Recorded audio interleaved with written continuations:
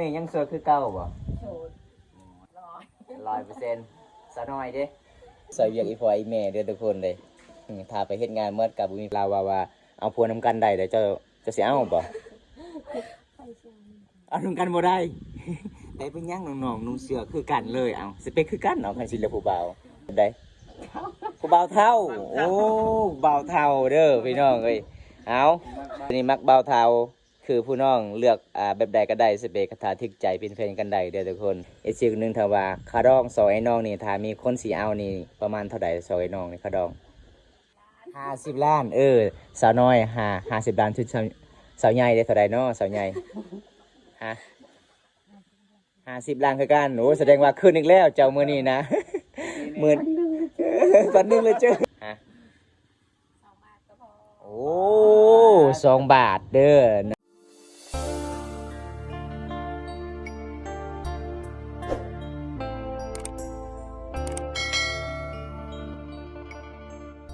สาวน้อยสบายดีสาวน้อยเนี่ยอายุจักปีเจ้า19สาวใหญ่เด้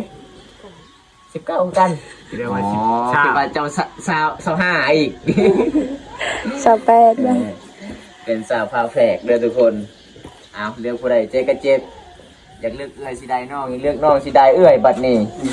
น้องใจเมื่อบ่ได้เลยเมื่อบ่ได้เลยบ่สิน้องบ่ติดใจเป็นนายสัญญาไอ้มาวันนี้กินข้าวกินน้ำเลยบ่กินแล้วได้หายังบ่ได้มาหาเจ้าฮะกวดบ่บ่มีหรอบ่มีอาหารน้องสาวเจ้านี่เว้าภาษาไทยภาษาลาวนี่เก่งนะเจ้าเขาเฮียนน้องสาวเลยเด้อน้องสาวเจ้านี่เว้าลาวเก่งแน่นอนก็ทางเบิ่งอันนั้นน้องเจ้าภาษาไทยมากินข้าวได้ได้ส่วนใหญ่ไอ้มามื้อนี้ยังโสดคือเก่าบ่โสดโสดจักเปอร์เซ็นต์ไอ้มาหอมนี่100%ซะหน่อยเด้ยังโสดคือกันบ่ยังโสดคือกันพี่น้องเมื่อใดสิกลับอีกฟังไทยเพลงงานต่อที่30อ๋อที่30แสดงว่าเจ้านี่ปะเอ้ยอยู่เฮือนเนาะสิเอาผู้บ่าวคนเดียวอยู่พุ่นงาม2คนนี่มุมซ้ายมุมขวาเรื่องผู้ใดเจ็บก็เจ็บเดี๋ยวพี่น้องเอ้ยสาวใหญ่สาวน้อยอายุ19 ปีฐานะยังโสดเด้อพี่น้องเพราะว่าสาวน้อยนี่เป็นคนขยันเป็นคนสู้ชีวิตไปเฮ็ดงานเลี้ยงเอื้อยอยู่เฮือนเพิ่นว่าเอื้อยก็คือซอยเวียกอีพ่ออีแม่เด้อทุกคนเลยถ้าไปเฮ็ดงานเมื่อกับบ่มีไผซอยเวียกอีพ่ออีแม่อยู่เฮือนอยู่ศาลหลังจากน้องเฮ็ดงานแต่พังไทยก็คือจ้างรถมาประมาณจักล้านเบิดเนาะใช้เงินไทยเลยประมาณ1,500แต่ประเทศไทยบ้านเฮานี่โอ้แพงเติบเลยทุกคนเลยอันสิไลเป็นเงินกีบมันก็สิหลายอยู่พี่น้อง1,500นี่เท่าใดสาวใหญ่บ่ฮู้เลย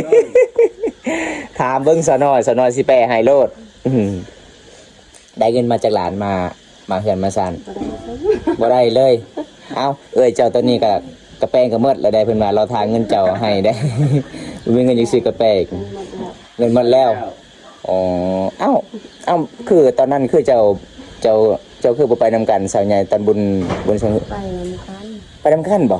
บุญสงกรานต์นั่นได้เอ้าคือขอได้พอเจ้าคนเดียวบ่ได้เล่นน้อยู่ข้างบนแสดงว่าเราไปกับผู้บ่าวเนาะเราติดไทยแล้วเราว่าอยู่ข้างบนปกติเราว่าจะว่าอยู่เทิงอ้าวคันบ่เห็นผู้น้องนี่เห็นผู้เอื้อยนี่คือกันเนาะคือกันคอยจนลงว่าผู้ใดเนาะใส่ใหญ่ซะหน่อยตะกี้นี่คันแม่แล้วบ่บอกเลยก็ว่าชั้นใหญ่เลยก็จนงงเอ้าว่าไม่เห็น2คนก็เลยคิดว่าวันนี้หลายสาวใหญ่บอกว่าน้องคนไปเฮ็ดงานบังเอิญสาวใหญ่สาวน้อยว่าสมมุติว่ามีผู้บ่าวมากนี่เราว่าเอาผัวนำกันได้เดี๋ยวจะสิเอาบ่เอานำกันบ่ได้ได้เป็นยังน้องๆนุ่งเสื้อคือกันเลยเอาสเปคคือกันเอาคันสิเหลือผู้บ่าวฮะต่างกันบ่โอ้เสื้อนี่ใส่นำกันได้ใส่นำกันได้ผัวนี่ใส่ไปใส่มันการสิเอานำกันตีกันแล้วเนาะคนละสเปคแล้วเนาะคนละสเปคบ่เอาสเปคสาวน้อยนี่จะมักสเปคแบบใดเจ้านะสูงขาวฮะ ดำก็ได้ ดำก็ได้อ๋อสูงก็ได้เตี้ยก็ได้ ได้ เป็นส่วนเสาใหญ่เลยเป็นยังไงสเปคจะแบบใดผู้บ่าวเท่าโอ้บ่าวเท่าเด้อพี่น้องเอ้ยเอา มักเบาเท่าเพิ่นว่าเพื่อนี่มักเบาเท่าคือผู้น้องเลือกแบบใดก็ได้สเปคคาถาทึกใจเป็นแฟนกันได้เด้อทุกคน แบบใจเบาใจแล้วเลยทุกคนเลย สามเบาใส่นี่บ่ผ่านเนาะยังหนุ่มเลยคันจะเอาเบาใส่นี่เบาใส่น่าสิเป็นเรื่องผู้สาวหลายนี่น้องเอ้ยคันเอาคือจะเบาเลยเอาผู้เบาเท่าๆโลด80 ปีขึ้นไป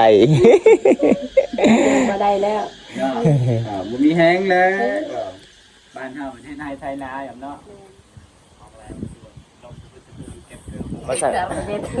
บ่ใส่ใหญ่สมมุติว่าหลังจากแต่น้องเจ้ามากลับมาที่ฝั่งไทยก็คือน้องก็นอนนำกันบ่อยู่ห้องบ่ ทำกัน โอ้สมมุติว่าคันผู้บ่าวอยากไปลิ้นเจ้านี่ก็ลงแน่นอนเลยเอา บ่มีผู้บ่าว บ่มีผู้บ่าวบ่ส่วนหลายมีแต่เบาใส่กับเบาบำตามาห้าโอ้ เอาพี่น้องตอนแรกเบาบำตาก็สิไปจอบลำเบิงแม่นแท้บ่ทุกคนเลยมีบ่มีผู้บ่าวมาลิ้นแท้หรือบ่พี่น้องลงในเบาใส่ ฮะ 2คนนี่ลงแน่นอนเลย ลงยัง ลืมเลยไปลิ้น อ๋อแบบว่า จักสิเลือกผู้ใดเนาะ อยากไปหาเอื้อยจะไปถึงน้อง ถึกน้องมันมืดเลยแล้วมันได้น้องจ้ะตั้งใจว่าจะได้เอื้อยได้ผู้น้องไง เอ้ายิ้มเลยเด้สาวใหญ่นี่ลิ้มเลยพี่น้องเอ้ย แต่ที่ว่าผู้บ่าวมาเล่นนี่ลูกน้ำกันเลยบ่ ก็บ่เคยมีใครมา อ๋อบ่เคยอ๋อ ตั้งแต่เกิดมาบ่มีใครมาลิ้นเลย มีคือกัน นี่คือกันเนาะ ตามนั้น แต่ตอนนั้น แต่ปีนี้บ่มีเลยแล้วไปเฮ็ดเวียกอยู่ไทยจักปี ประมาณ2 ปี 2 ปีแล้วโอ้เจอเฮียนห้องไหนเนาะ บ่ได้เรียน บริหารที่เจ้าคือเก่งเนาะไปฮอดไทยพุ่นคือสาวใหญ่นี่เพิ่นว่าบริหารหนังสือแต่เราเขียนหนังสือนี่เก่งเลย สาวใหญ่แล้วว่าจะไปอยู่ไทยแล้วยันเมารถแท็กซี่ ขี่รถใหญ่บ่ได้ขณะขี่รถจักรมันนั่นฮอดเก่งเด้งมันว่าโอ้ยหักแตก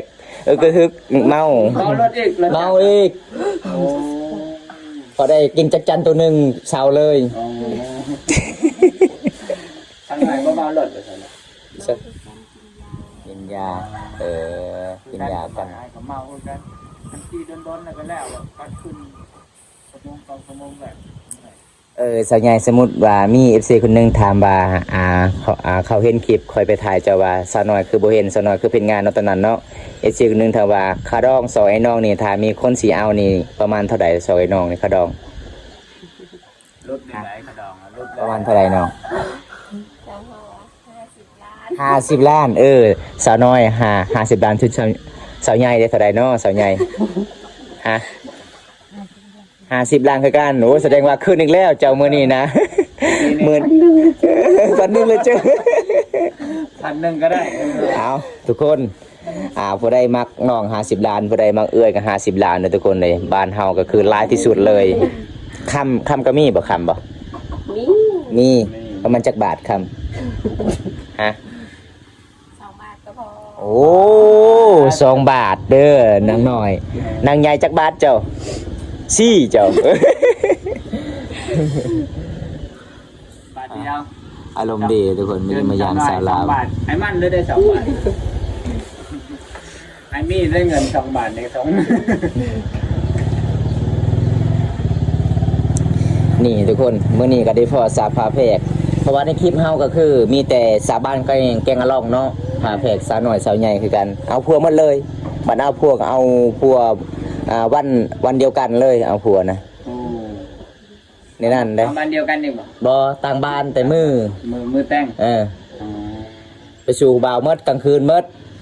เจ้าก็แบบนั้นคือกันเด้อแต่งพร้อมกันแต่งพร้อมกันมือเดียว ก็ไอ้สิหลายๆคนถามว่าสาพาแพกนี่จิตใจคือกันบ่หรือว่าจังไดเนาะ บ่คือ บ่คือเนาะโอ้สมมุติว่าเจ้าจะกินมะม่วงผู้นี้จะกินมะแตงต่างนะทุกคนเลยมันบ่คือคันนุ่งเสื้อเด้คือกันบ่เสื้อนะเลือกนะ กลางคืนก็คือกัน เอาทุกคน